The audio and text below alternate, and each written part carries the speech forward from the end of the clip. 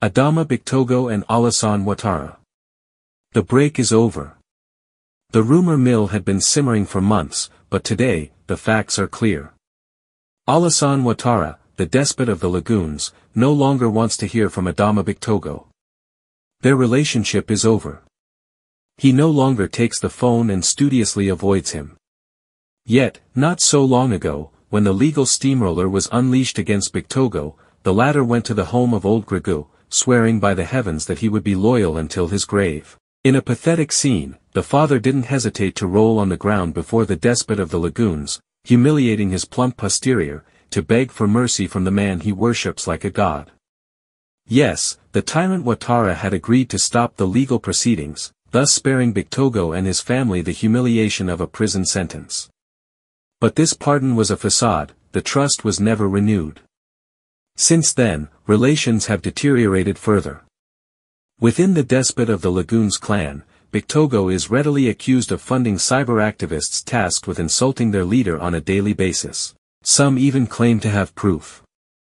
For his part, Adama Bictogo, now isolated, feels the noose tightening. He plays the braggart, putting on a good face, but he knows he's walking a tightrope. At any moment, his political, or even personal, life could be turned upside down. I will help each of you.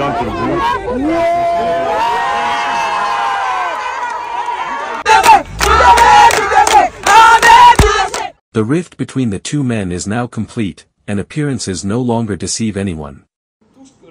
Everything I undertake in Yopougon is based on the principle of social cohesion, the strengthening of social cohesion.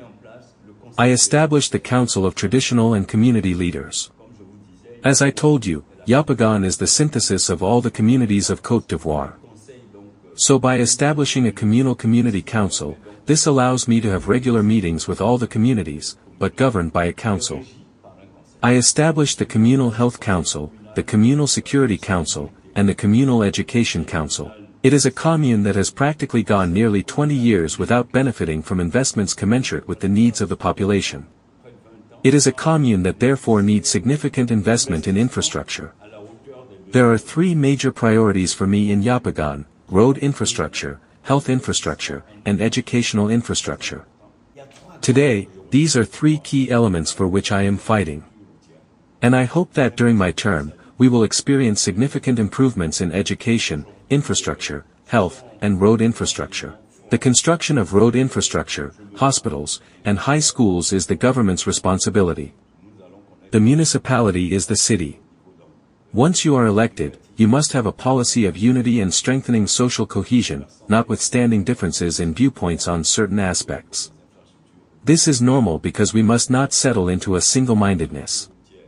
I believe that precisely this confrontation of ideas would often allow for qualitative leaps to be made. For my part, in Yopougon, I formed the municipality. I organized it with the possibility for all political actors to be actors in the development of the municipality of Yopougon, and not spectators.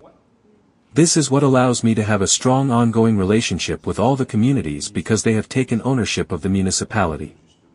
This town hall belongs to all of us. The development and happiness of the people are their right, and for me, it's a duty.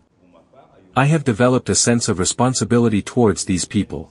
I must be able to respect at least 70 to 80% of the commitments for which they have shown me their trust. Every country, every history, is nourished by its past. I have been a permanent participant in the last 30 years. I know what happened in Yopougon. Therefore, I have a duty, to bring all the Ivorians who live there to understand that we have a duty, to come together. What unites us is necessarily the happiness of our compatriots. We do not need to resort to violence.